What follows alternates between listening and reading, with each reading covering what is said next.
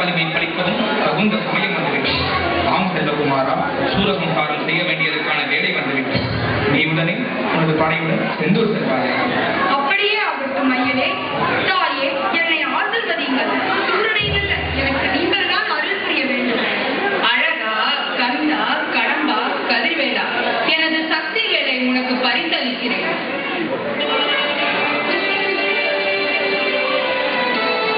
சென்று வென்று வா மைந்தா. முத்துக்குமரா, வேலை உடையவனே, இன்று முதல் நீ சிங்கார வேலனாகவும் வேலாயுதனாகவும் பக்தர்களின் துன்பங்களை கரைவாய். அப்படியே ஆகட்டும் அண்ணே.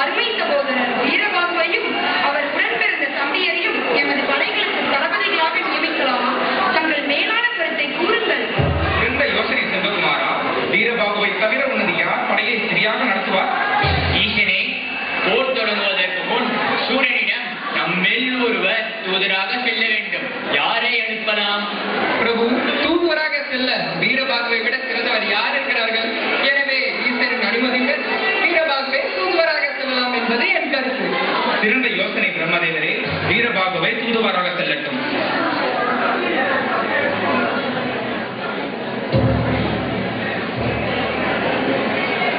செய்தி தெரியுமா? தேவேந்திரன் எதிராகி இங்கு சேவகம் செய்யும் நேரம் போக மற்ற நேரங்களில் தனியாக காட்டிற்கு சென்று தவம் புரிகின்றார்கள். அப்படியா? எனக்கு தெரியாது. முழு மூடர்கள் மும்மூர்த்திகள் கண்டு நடுநடுங்கும் மதுரவேந்தன் இங்கு இருக்கும் பொழுது யாரை வழிபட செல்கின்றனர்? இருப்பதை விட்டுவிட்டு பரப்பதற்கு ஆசைப்படுகின்றனர். சரியாக சொன்னாய் தம்பி.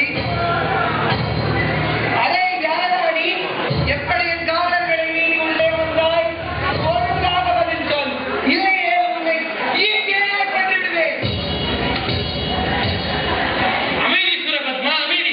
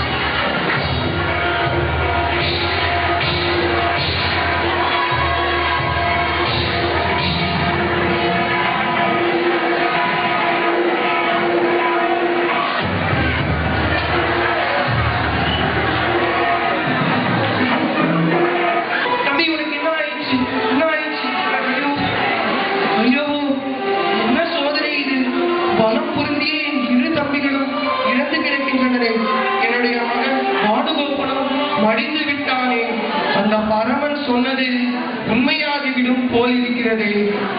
ஆனாலும் நான் சளைக்க மாட்டேன். கடலின் நடுவே மாமர உருவெடுப்பேன். அந்த கிரௌத்த மலை என்னை ஆறுதாக நின்று காப்பாற்றும். அந்த மாயவர்களின் கண்களில் மண்ணை தூவி வரவேனா?